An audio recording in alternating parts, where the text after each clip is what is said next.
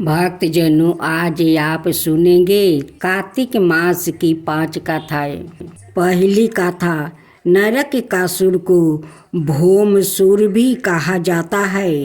कृष्णा अपनी 8 पत्नियों के साथ सुखपूर्वक द्वारिका में रहे थे। एक दिन स्वर्गलोक के राजा देवराज इंद्र ने आकर उनसे प्रार्थना की, हे कृष्णा, पराग ज्योतिषपुर के दैत्यराज भौमसुर के अत्याचार से देवतागण तराही तराही कर रहे हैं।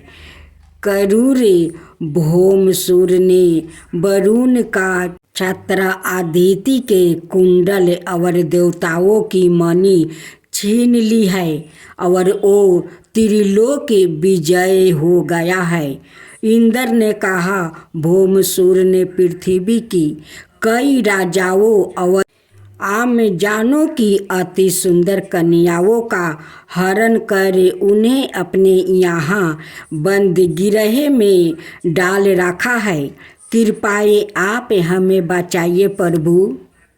इंद्र की प्रार्थना स्वीकार करके श्री कृष्णा अपनी प्रिय पत्नी सत्यभामा को साथ लेकर गरुड़ पर सवार हो पराग ज्योतिषपुर पहुँचे। वहाँ पहुँचकर भगवान श्री कृष्णा अपनी पत्नी सत्यभामा की सहायता से सबसे पहले मूर दैत्य सहित मूर के 6 पुत्र दर्पण, अंतरिक्ष, सौरन, विभासु, नभवंश और अरुण का संहार किया। मूर दैत्य का वध हो जाने का समाचार सुन भौमसुर अपने अनेक सेनापतियों और दैत्यों की सेना को साथ लेकर युद्ध के लिए निकला। भौमसुर को स्त्री के हाथों मरने का श्राप था, इसलिए भगवान श्री कृष्णा ने अपनी पत्नी सत्यभामा को सारथी बनाया और घोर युद्ध के बाद अंत में कृष्णा ने सत्यभामा की सहायता से उसका वध कर डाला।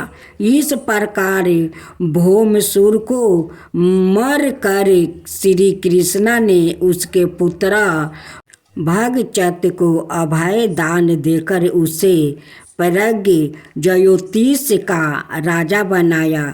भगचत गौरवों की ओर से महाभारत युद्ध में लड़ता है। जिस दिन श्री कृष्णा ने भौमसुर का वध किया था, उस दिन कार्तिक माह के चतुर्दशी थी, इसलिए उसने नरक चतुर्दशी भी कहा जाता है। इस दिन श्री कृष्णा ने भौमसुर अर्थात नरकासुर का वध किया था और उसकी कैद से लगभग 16,000 महिलाओं को मुक्ति कराया था। इसी खुशी के कारण दीप जलाकर उत्सव मनाया जाता है। अब दूसरी कथा। इस दिन दक्षिण भारत में ब्राह्मण पूजा का भी प्रचलन है। कहते हैं कि इस दिन राजा बलि महाबली को भगवान विष्णु ने ब्राह्मण अवतार में हर साल उनके यहाँ पहुँचने का आशीर्वाद दिया था। इसी कारण से ब्राह्मण पूजा की जाती है। अनुसारन राज बलि बोले, हे भगवान, आप कार्तिक कृष्णा त्रयोदशी लेकर अमावस्या की अवधि में मेरी संपूर्ण पृथ्वी नाप ली है, इसलिए जो व्यक्ति मेरे राज्य में चतुर्दशी के दिन यमराज के नियमित दीप दान करेगा, उसे यम यातना नहीं होनी चाहिए। और जो व्यक्ति इन 3 दिनों में दीपावली का पर्व मनाए। उनके घर को लक्ष्मी जी कभी ना छोड़े, ऐसे वरदान दीजिए। यह प्रार्थना सुनकर भगवान वामन बोले, राजन ऐसा ही होगा। तथास्तु। भगवान वामन द्वारा राज बलि को दिया इस वरदान के बाद से ही नरक चतुर्दशी के दिन यमराज का नियमित व्रत पूजन और दीपदान का प्रचलन आरंभ हुआ। अब सुने तीसरी कथा। तीसरी कथा यह है कि रतिदेव नामक एक धर्मात्मा राजा थे। उन्होंने अनजाने में भी कोई पाप नहीं किया था। फिर भी जब मृत्यु का समय आया तो यमदूत उन्हें नरक ले जाने के लिए आ धमके। राजा ने कहा कि आप मुझ पर कृपा करें और बताएं कि मेरे किस अपराध के कारण मुझे नरक जाना पड़ रहा है। यह सुनकर यमदूत ने कहा कि हे राजन, एक बार आपके द्वार से एक ब्राह्मण भूखे लौट गया था। यह उसी पाप कर्म का फल है। यह सुनकर राजा ने यमदूत से 1 बरस का समय मांगा। तब यमदूतों ने राजा को 1 बरस की मोहलत दे दी। राजा अपनी चिंता लेकर ऋषियों के पास पहुँचे और उन्हें अपनी सारी कहानी सुनाकर उनसे इस पाप से मुक्ति का उपाय पूछा।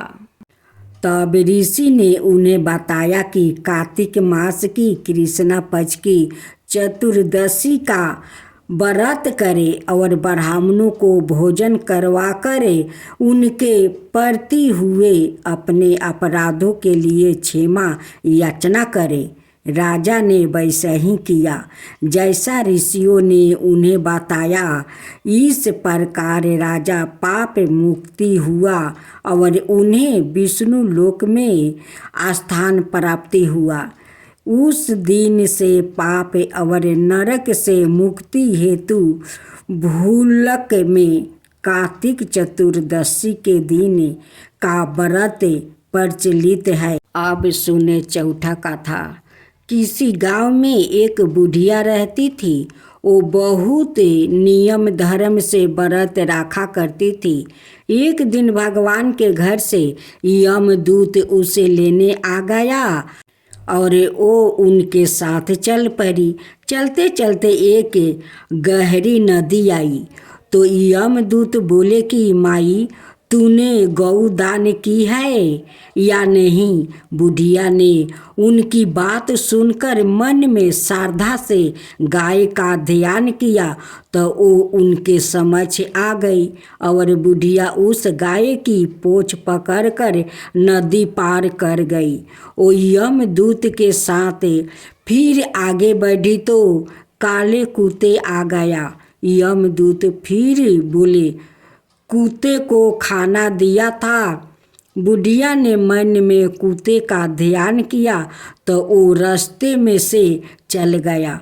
अब बुढ़िया फिर से आगे बढ़ने लगी तो रास्ते में कौआ ने उसके सिर पर चोंच मारनी शुरू कर दिया। तो यमदूत बोले कि ब्राह्मणी की बेटी के सिर में तेल लगाया था। बुढ़िया ने ब्राह्मण की बेटी का ध्यान किया तो कौवे ने चोंच मारनी बंद कर दिया। कुछ आगे बढ़ने पर बुढ़िया के पैर में कांटे चुभने लगे तो यमदूत बोले कि खराऊ आदि दान की है। बुढ़िया ने उनका ध्यान किया तो खराऊ उसके पाँवों में आ गई। बुढ़िया फिर आगे बढ़ी तो चित्रगुप्त जी ने यमराज से कहा कि आप किसे लेकर आए हो। यमराज जी बोले कि बुढ़िया ने दान पुण्य तो बहुत किया है लेकिन धर्मराज जी का कुछ नहीं किया, इसलिए आगे द्वार इसके लिए बंद है। सारी बात सुनने के बाद बुढ़िया बोली कि आप मुझे सिर्फ 7 दिन के लिए वापस धरती पर भेज दो। मैं धर्मराज जी का व्रत और उद्यापन करके वापस आ जाऊंगी। बुढ़िया माई वापस धरती पर अपने गांव आ गई और गांव वालों ने उन्हें भूतनी समझकर अपने दरवाजे बंद कर दिया। वो जब अपने घर गई तो उसके बहू बेटे भी दरवाजे बंद करके आ बैठ गया। बुढ़िया ने कहा कि मैं भूतनी नहीं हूँ, मैं तो धर्मराज जी की आज्ञा से वापस धरती पर 7 दिन के लिए आई हूँ। इन 7 दिनों में मैं धर्मराज जी का व्रत और उद्यापन करूँगी, जिससे मुझे परलोक में जगह मिलेगी। बुढ़िया की बातों से आश्वस्त होकर बहू बेटे उसके लिए पूजा की सारी सामग्री एकत्रित करते हैं। लेकिन जब बुढ़िया कहानी कहती है तब वो हुंकार नहीं भरते, जिससे बुढ़िया फिर अपनी पड़ोसिन को कहानी सुनाती है और वो हुंकार भरती है। 7 दिन की पूजा व्रत उद्यापन के बाद धर्मराज जी बुढ़िया को लेने के लिए विमान भेजते हैं। स्वर्ग का विमान देख कर उसके बहू बेटे के साथ सारे गांव वालों भी स्वर्ग जाने को तैयार हो गया। बुढ़िया ने कहा कि तुम कहाँ तैयार हो रहे हो? मेरी कहानी तो केवल पड़ोसिन ने सुनी है, इसलिए वो ही साथ जाएगी। सारे गांव वालों बुढ़िया से धर्मराज जी की कहानी सुनने का आग्रह करते हैं। तब बुढ़िया उन्हें कहानी सुना देती है। कहानी सुनने के बाद सारे ग्रामवासी विमान में बैठकर स्वर्ग जाते हैं। तो धर्मराज जी कहते हैं, मैंने तो विमान केवल बुढ़िया को लाने के लिए भेजा था। बुढ़िया माई कहती है कि हे धर्मराज, मैंने जो भी पुण्य किया है उसमें से आधा भाग आप गांव वालों को दे दो। इस तरह से धर्मराज ने ग्रामवासियों को भी स्वर्ग में जगह दे दिया। हे धर्मराज महाराज, जैसे आपने बुढ़िया के साथ भी गांव वालों को भी स्वर्ग में जगह दी, उसी तरह से हमें भी देना। कहानी सुनकर हुंकार भरने वालों को भी और कहानी कहने वालों को भी जगह देना। अब सुने महाकाली की कथा। महाकाली या माँ काली भगवती दुर्गा का ही एक अवतार है, जो कि विकराल रूप के लिए जानी जाती है। कहा जाता है माँ काली के क्रोध को समस्त संसार की शक्तियाँ भी काबू नहीं कर सकती। माँ काली अपने भक्तों की सभी मनोकामनाएं पूरी करती है। जो भी पूरी श्रद्धा और निष्ठा से उनकी भक्ति करता है, माँ काली का आशीर्वाद सदैव उस पर बना रहता है। माँ काली का यह रुद्र रूप केवल राक्षसों और दैत्यों के लिए है। माँ काली के विकराल और क्रोध रूप को लेकर शास्त्रों में कई तरह की कथाएं हैं। अपने ऐसी कई तस्वीरों देखी होगी जिसमें माँ काली के चरणों के नीचे भगवान शंकर लेटे हुए दिखाई देते हैं।